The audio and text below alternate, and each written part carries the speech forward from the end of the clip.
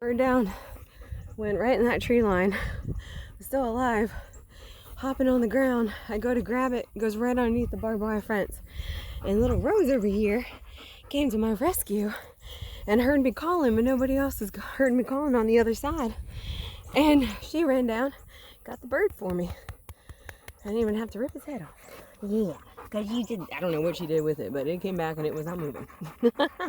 He's a good bird dog. He's a good bird dog. Yeah.